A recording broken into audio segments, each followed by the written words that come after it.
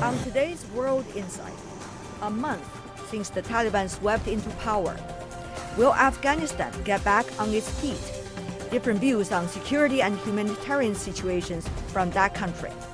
So therefore, it's best for the international community to do it themselves or to do some other foreign channel to reach the people of Afghanistan. A regional approach. Will it bring a measure of stability to Afghanistan? The role of SCO. And livestock industry, a lifeline for Afghans. Hear the story of two ordinary Afghans as they are making a difference to their communities. Around 80% of Afghan people is involved in the livestock.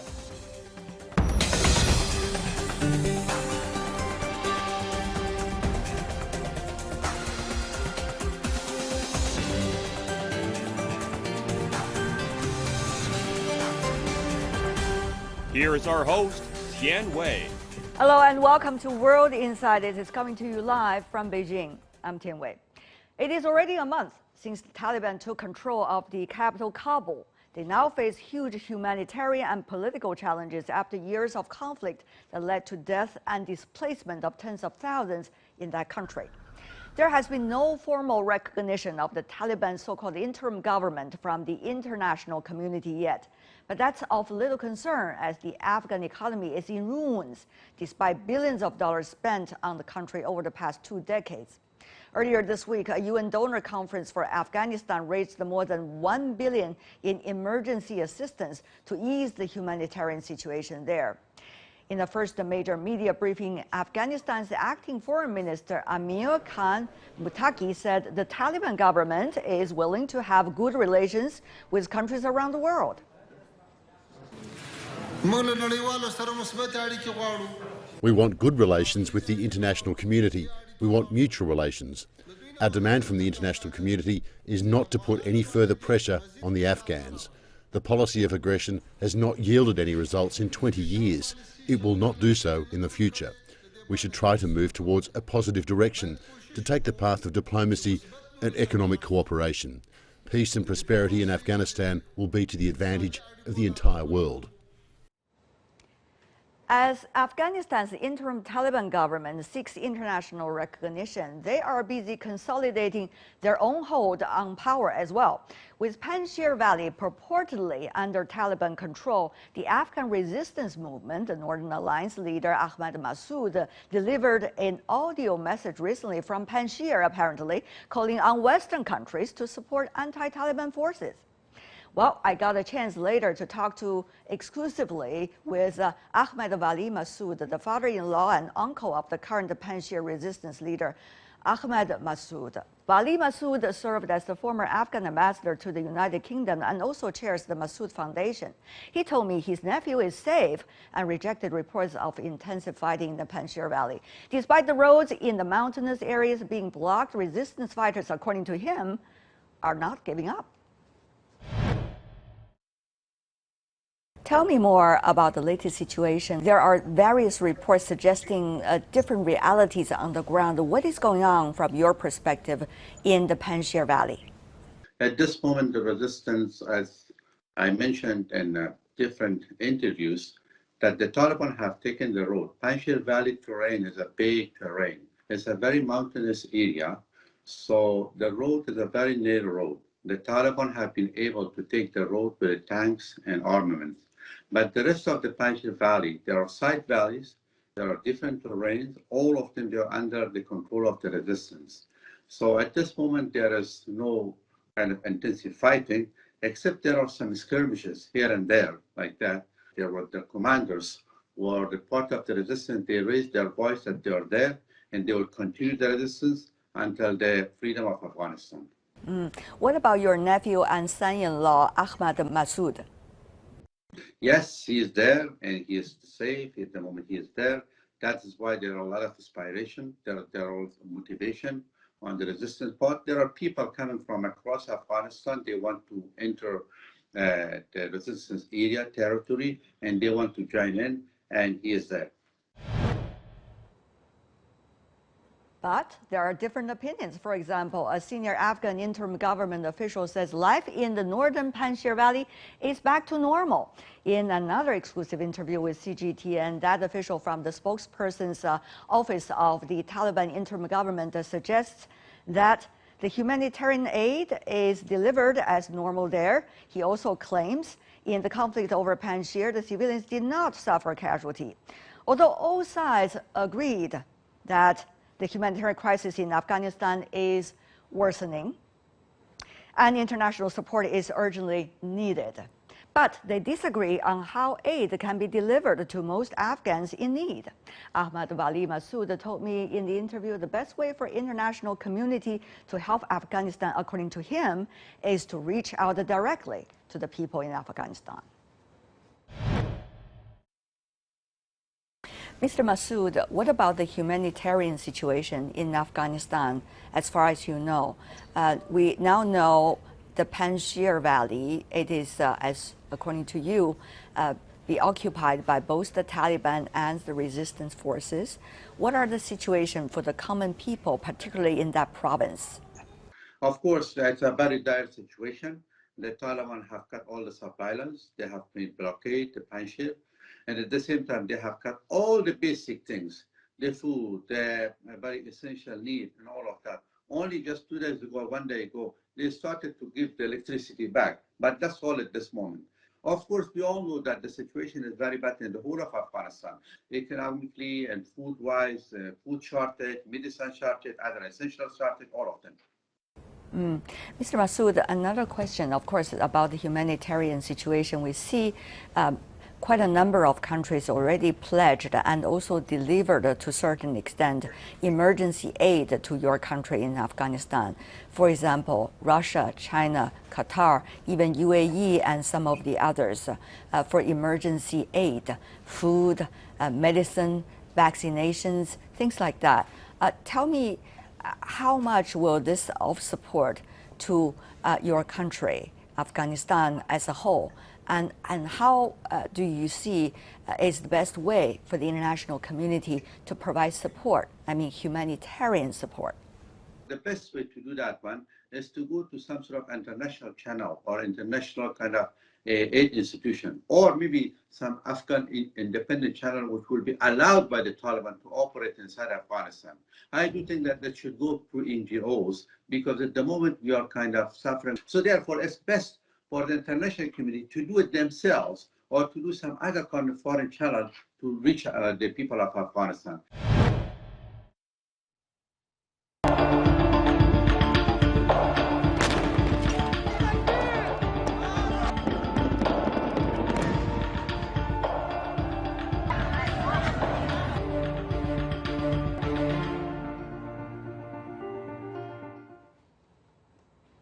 That's our latest about Afghanistan. For more discussion, we are bringing in more different voices. So how feasible is going to be a regional approach to bring stability to a bothered Afghanistan? For more on this, we have our correspondent in Kabul, Zmayala Al-Bassian, an Afghan reporter in Moscow, Pavel Felgenhauer, Russian defense analyst in Beijing. With me in the studio, Hua Liming, a former Chinese ambassador to Iran who also served in Afghanistan during the 1970s, and in Beijing, He Wenping, a professor at the Chinese Academy of Social Sciences. Ladies and gentlemen, what a pleasure to see all of you here. First of all, Mr. Abbasian, I go to you back in Kabul. Different mixed messages about whether the Taliban cabinet is really united. We are talking about media reports suggesting a divide between the political wing and also the Haqqani family. Tell me more about what you know. Hello, Wei. Well, this is the discussion of the day in Afghanistan and the dilemma of separation, where the opposition among the Taliban or the intra-Taliban sagas. These are been talking, but the Taliban continuously rejecting this.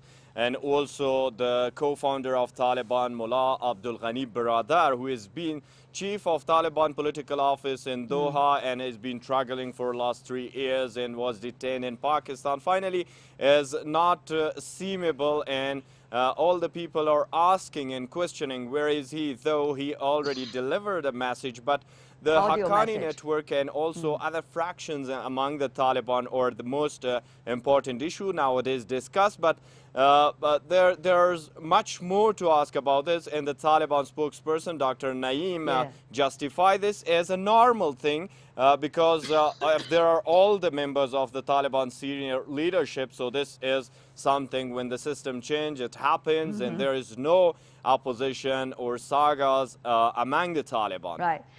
Mr. Abbasian, of course, we will see how that saga is going to be evolved over the days and probably weeks. Another thing, it's already a month today. I remember August the 15th, and now it's already September the 15th, a month in power in Kabul. So does the Taliban now have any reflection about what happened over the past 1 month, their performance, and their basic plan for the future? Do we have any latest information about that, Mr. Abbasian? Yes, the Taliban are trying to finally form and complete their government, which is a take-care government for the country. And according to the Taliban's accounts, they formed the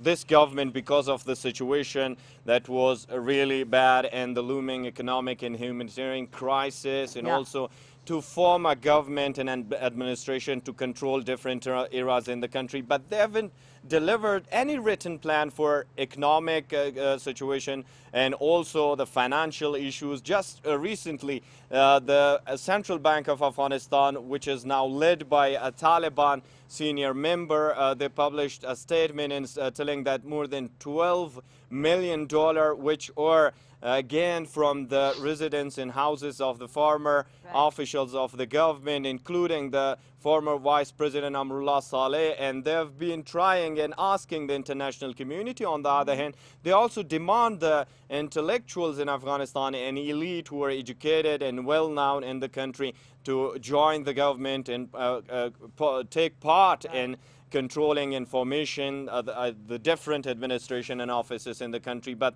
there are still problems, and the Taliban are chilling much more challenges and the ahead in the future. And that's why the Taliban say, first of all, they want to control the situation, maintain better relations with the region and international community, and ask all the Afghans to join. Even the former NDSF staff to finally join the Taliban ranking. Whether there are much more questions, will they be able to control the situation or not? It's still a challenge for the Taliban. And we will need your report about that as things goes on. Zemayalai Abbasian, thank you so much. Stay with us during this conversation as well. Now it's my pleasure to come back to the studio and also our guest in Russia. You know, it's 1 month. How should we see the performance of the Taliban for the past 1 month? How much would that tell us about their possible performance in the near future? Ambassador Hua, a very well-respected voice from Chinese diplomatic community. Tell me more about your assessment. You were in Afghanistan back in the 1970s. It was a very different day. Yes, I was in Kabul 60 years before. I served as a young diplomat in Chinese embassy in Kabul. But Tell me more about this month. Yes, in this month we have all of us who have seen the performance of the Taliban interim government. So far, I haven't seen anything from their capability of governance. I believe they are very good fighters. They conquered the whole Afghanistan. They conquered the big cities and conquered Kabul. And they are very good fighters. But in this month, it's time for them to govern these countries. Right. I don't know whether they are good governors. Right. Another thing is the international community, Ms. He, no country, in fact, so far, in any way recognized the quote-unquote interim government of Afghanistan. There were talks about they might, some of the neighboring countries, but so far, still no. So what does that mean for the Afghan interim government in their interactions with the rest of the world? Well, I think the reason why those countries, even including Turkey, now hold back their decision, saying they are going to recognize Taliban government. The reason is because after this new government, this cabinet now unveiled, And then people feel quite disappointment to see, because all those key positions, those ministers, even though it's called acting caretaker, but all coming from Taliban. No inclusive at all. So this is one thing, make all those observers, even including Turkey, even including other countries, so they want to have more time, continue to watch what's going to be happened. Mr. Falkenhauer, of course, you're a military analyst. To you, probably anti-terrorism will be a very big topic. Tell me more about 1 month's performance of Taliban from your perspective. The Taliban have made references to Moscow, to other countries, that they will not allow won't do themselves and will not allow others to use Afghan territory to export kind of Salafi jihadist movements into primarily Central Asia. Well, good, that's good, but that's just intention, a talk. Right. Will they be actually doing that or not? That's the main problem, seeing it from Moscow. And how will they be able to actually control stably Afghanistan? Will they be able to build a stable emirate, as they call it? Yeah. How can they do that when their backbone of this is a religious extremist movement, the Taliban? It unites mostly Pushtu, but not only. There's some Uzbeks, some others there, but they're all united in the belief and desire to impose Sharia law, and that means to impose the strict reading of the Quran on the Afghan society. And that means they can't deviate away from that. If some begin to deviate and say we should allow women a bit more rights, well, that already right now is causing strains inside the Taliban itself. That's really leading us to the next question. Ambassador Hua, I want you to also comment about that. They made promises from day one they entered Kabul. For example, about women's rights, about education, about the wardrobes of women. I still remember talking to the spokesperson of the Taliban for the very first time, and they were talking about all kinds of wills as long as it is fitting for the kind of work that they are doing. But obviously later, burqa is being required in universities for women, and they segregated university, not to mention many of the other things. So Ambassador Hua, China also says, listening to their words, well, watch their actions. How do you watch the actions so far, Ambassador? The Afghan people, as well as the world community, they are wait and see, because they have very, very good promises and pledges. In recent 1 or 2 months, when the Taliban leaders in Doha, in the negotiations with the Americans, and when they visited Moscow, visited Tianjin, China, yes.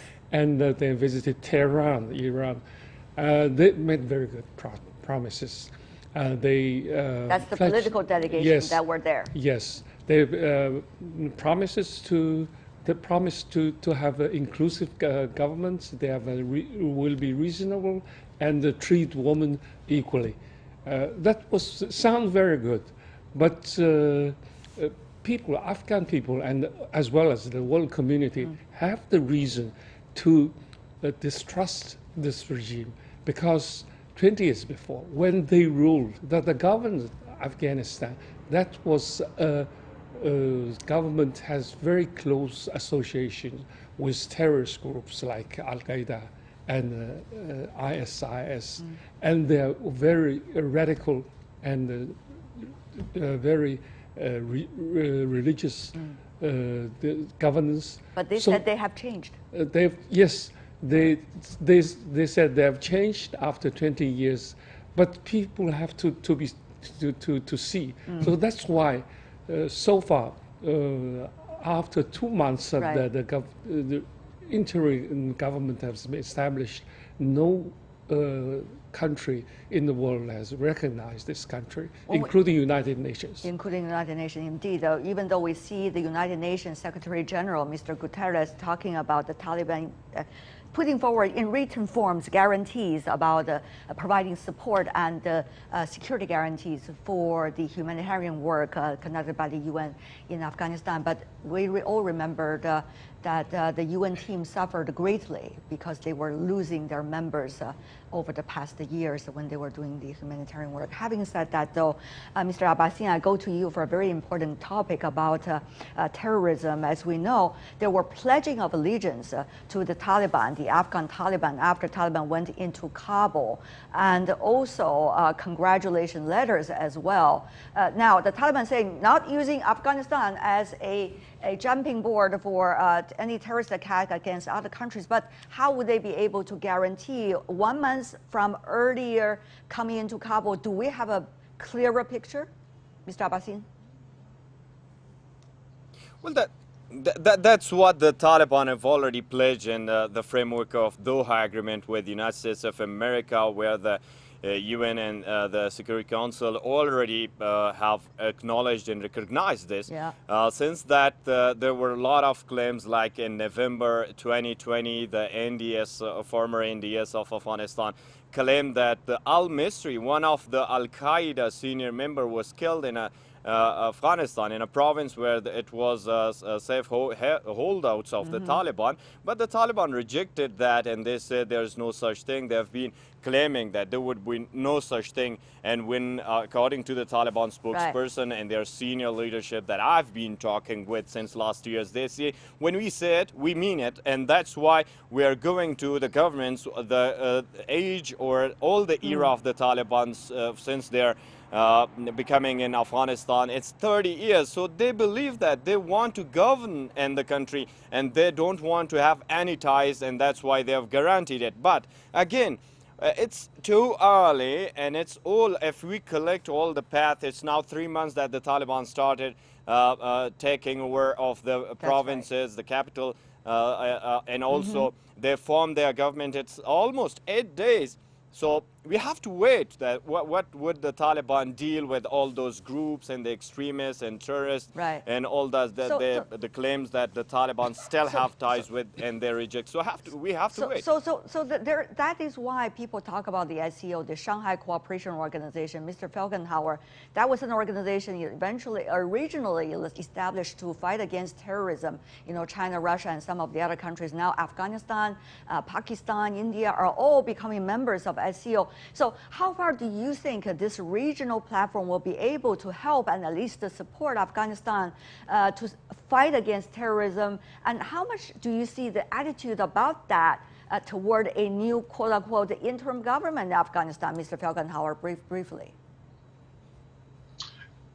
Well, the Shanghai organization when the formed. scenarios Mr. Felgenhauer, are changing. please. Mr. Felgenhauer, please. Yes, its prime objective is to keep the stability of Central Asia. And it was formed when Afghanistan, under the Taliban, actually, the previous Taliban government, was seen as a grave threat to the stability of Central Asia. Okay. Of course, since the Shanghai organization has expanded, but the core mission has stayed. And now comes the time of test. It worked up to now rather good.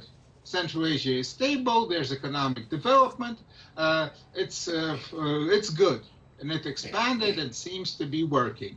Will it muster capabilities to meet the other challenge? Because this was all happening while the Americans were in Afghanistan, and they were the main objective of the jihadists. And now they're gone. And the jihadists will be looking where they're going to use and where they believe there is a possibility of destabilization. And there is an internal possibility of destabilization of Central Asia. That's a real threat. It is a real threat. Let me ask the other two guests before we go. We only have 1 minute left, so 30 seconds for both of you.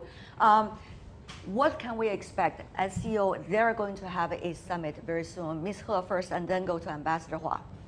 Yeah, of course, as our Russian colleagues just mentioned, SCO will further, have a close cooperation to secure those border security, to preventing any those conflicts spill over to all those Central Asian countries. Is number one. Number two, I think nowadays some like Tajikistan, Kazakhstan, now they're facing some pressure. How to handle those pilots, because lots of airplane now those pilots has landed in those Central Asian countries. They don't want to come back to the Taliban's regime governance, that's Afghanistan. So they want to go to any other places. Of course, they want to go to the United States. Okay, so those the refugees and also the displaced person, what to do with them. Yeah. And finally, Ambassador Hua. Yes, SCO, originally it is anti-terrorist and yes, anti-terrorist organization, and all its members are Afghan neighbors, the Central Asian countries, the Russia, China, and Iran, and all these countries, they are the neighbors. Right. And I believe SCO will be very favorable. I think it will be very good for the security and to fight against terrorism in Afghanistan. We'll see how it would serve as a platform eventually. I want to thank all of you for giving us a rich insight into an ever-evolving issue. Ambassador Hua Lingming, Ms. He Wenping, Mr. Pavel Felgenhauer, and Mr. Zmayalai Abbasian, really appreciate it. Thank you so much. Really appreciate it. And you're watching World Insight coming up in the program. The country's livestock industry, a lifeline for many Afghans. Hear the story of two nomadic Kuchi herders whose job will make a big difference, no matter what, in their Around community. 80% of Afghan people.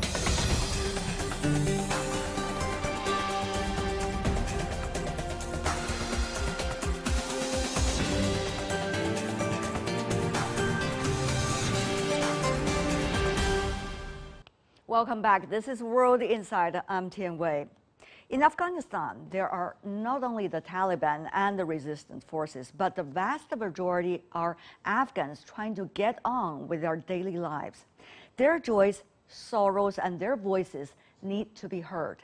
Today, let's meet two Afghans, Faridun and Shamali. Faridun works with the Club Kuchi project under the Dutch Committee for Afghanistan.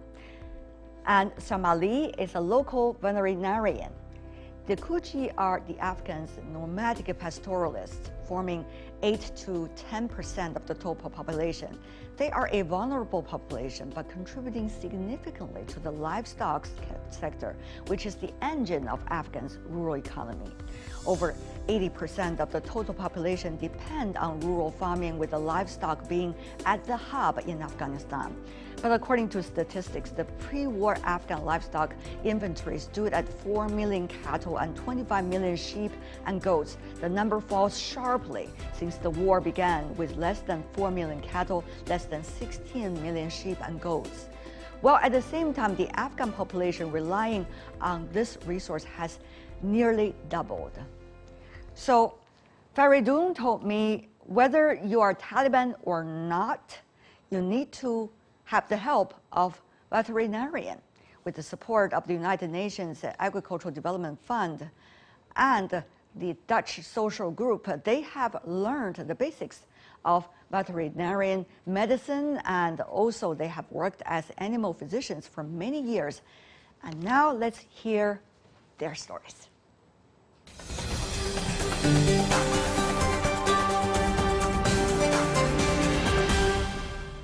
I'm so glad to be joined by Faridun and Shamali.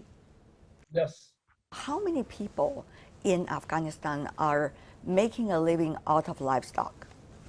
Afghanistan is one of the country, around 80% of Afghan people is involved in the livestock. Women percentage is very high in the livestock sector because the men only provide the feed from our side, but livestock management and milking, also housing, all these things belong to women in the house, also in the pasture. Especially Kuchi community, we have more than 20 million livestock. The survey, the census is done in 2021 by UNFAO. But update census of livestock we didn't have in the country, but more than 20 million livestock we have in the country, especially small ruminant, goats and sheep, more than 65% with Kuchis, with pastoralists. Pastoralists, we have three kinds of pastoralists in the country: mobile Kuchis, mobile pastoralists, semi-mobile, and settled pastoralists. All our pastoralists, they only one business, they involve in the livestock, especially in goats and sheep. But now I understand that there's a very limited animal health service providers, only 2,000 of them. So how is that going to be dealt with? What are the solutions you're having now? Dutch Committee for Afghanistan since 1988, working in Afghanistan. During the Russian time, when Russian attack in Afghanistan, Dutch Committee for Afghanistan established open office in Peshawar, and then they start to support livestock owner in Afghanistan. Till that day, till now, 1,300 some paravets trained by Dutch Committee for Afghanistan from different donor supported. But since 2010, we received direct support from IFAD, International Fund for Agriculture. More than 200 paravet trained under the IFAD projects, also some existing paravet support in the country. But you know that 2019, we done the survey in Afghanistan, assessment survey for veterinary service provider for livestock owner in the country. We have now 1,000 active paravets, DVM or assistant veterinarian in the country. They provide vaccination, deworming, and treatment to the livestock owner. But we need a lot of more paravets to train in the future if any donor provide the money to train more paravets. For too many districts, too many areas still, we need to train new paravets. I see. So, Shamali, you are one of those being trained. Tell me more about your work.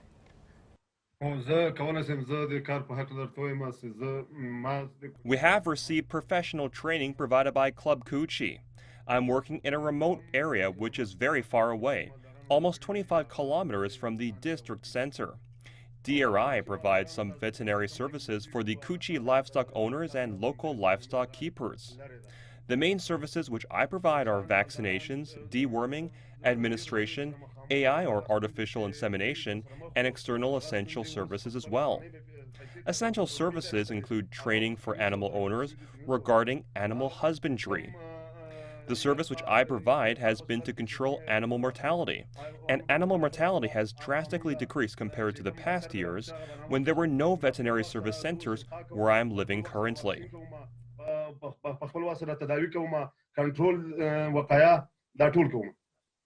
What kind of training you received and how are you helping the locals? Are you happy with your job? Before receiving the training, I was working as a farmer in the village. I was struggling to earn a meager amount to pay for my daily expenses. And at that time, through the Club Kuchi project staff, I was introduced to a 6-month professional training course. The China Club Training Center, which was located in Parwan province in Afghanistan. Here I pursued 6-month professional training on animal husbandry and AI. After completing the training, the project provided me with technical kits, which included all the equipment which is necessary for a professional person to work in animal husbandry or to work far away in the field. Along that, the project established a veterinary field building and provided me with a motorcycle to travel to the village. Also, the project established a feed bank through which I produced concentrated feed, which can be provided to livestock keepers in the village level. Through that, the people are very happy.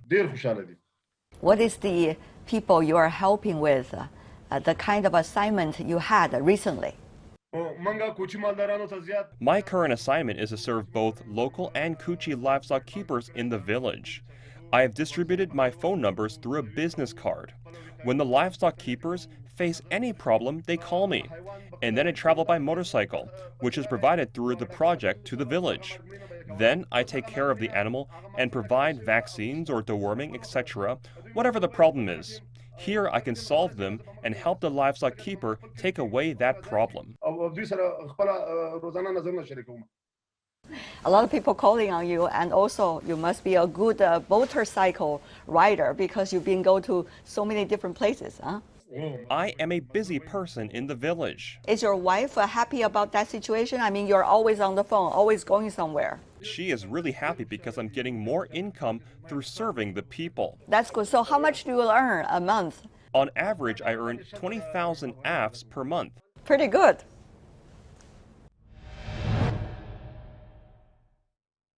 How do you and your colleagues are dealing with the instability in the country and the change of politics all the time over the years? This is a little bit political question, but you know, our professional, I am veterinarians. Shamali is private, but I am veterinarians. I am graduated from veterinary faculty, also more than 20 years experience in this field. You know, I mentioned 1988, Dutch community start work from Peshawar. From that time till now, too many changes happen in Afghanistan. But one thing, very sustainable work of private and veterinary people in the field. You know, our work is not political. Nobody more disturbing in our work because we work with a very poor community in the field. Always we provide veterinary service and support to very poor people. This is the one thing still, you know, we have too many examples of Shamali in the all provinces of Afghanistan. We have private, they received training 25 years ago, but still he is working in the field. He is provide veterinary service to the farmer because you know that before the Taliban, this 1 month ago, also the Club Kuchi project coverage area, 50%, more than 50% our private work that time is also in Taliban area because Taliban, most of the Taliban is also, they have the livestock. They have very good relation with our private. They also call for the treatment, for the vaccination, for deworming. Also Kuchi people is mobile. Most of them is mobile. Their lifestyle is mobile because they stay 3 months in this place, 3 months in the mountain area. You know, this business is very sustainable business in Afghanistan. I just want you, Faridun, to tell me 1 or 2 stories. 2007, 2008, 2009, I worked with Dutch Committee for Afghanistan, but my duty station was in Badakhshan province. Badakhshan province is north of Afghanistan, also border with China. I was the field coordinator of the projects. After 2-3 years back, I monitor my work in the area. I went with one of now our executive director, Dr. Raymond Brusco. I went join with him. We meet one private in Badakhshan after 3 years, of graduation.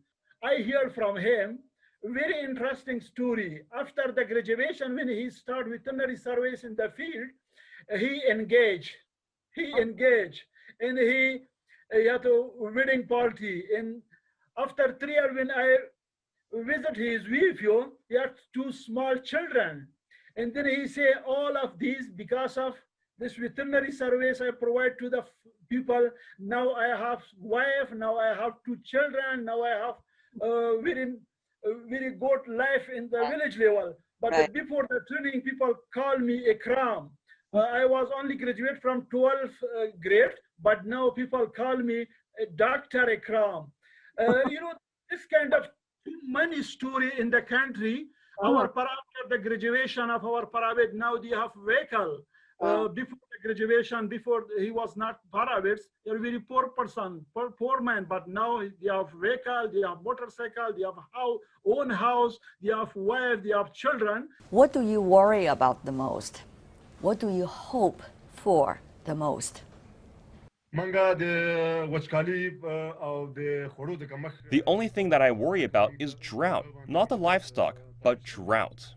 Many of the livestock keepers, the majority of them at Kuchi, lose their animals. They face a big problem, which is poverty. The majority of them at Kuchi, when they lose their animals, they face a big problem, which is poverty. The end of support from the donor side, especially those donors who are rescinding support in the livestock sector, will put the livestock owners in the country in a precarious economic situation as well. I see. What about for you, Faridun? The challenge, Shamali also mentioned, that the big challenges for livestock owner in the country.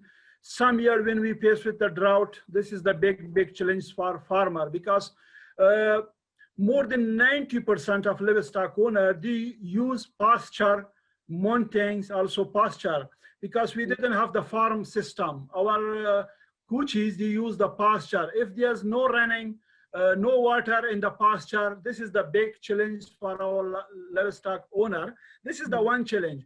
And the second challenge for the livestock sector especially, we hope donor community not leave Afghanistan alone. We need their support to provide veterinary service or animal husbandry service in those areas. In the last 20 years, we not access those areas, but now security is okay. From donor community, we want to provide projects to work for those areas. There is no paravets, no veterinarian, no assistant paravets to train new people to provide veterinary service. My hope for the future of Afghanistan, especially for livestock owner, we hope to have peacefully Afghanistan without fighting, all country to come. Your name, I forgot again. Your name? Yes. Wait. Tanview. Yeah. Once we in Afghanistan, Tanview should come to Kabul to visit from far from Bamiyan, from some other historical province. My hope, peaceful Afghanistan, to meet with you sometime in Afghanistan. That's a warm invitation for me to Kabul by the two gentlemen from Afghanistan. That's all we have for today. If you'd like to see more, search World Insight. Check out our YouTube channel. Follow us on Twitter and Facebook. I'm Tian Wei on behalf of the team. Thanks for watching. Bye.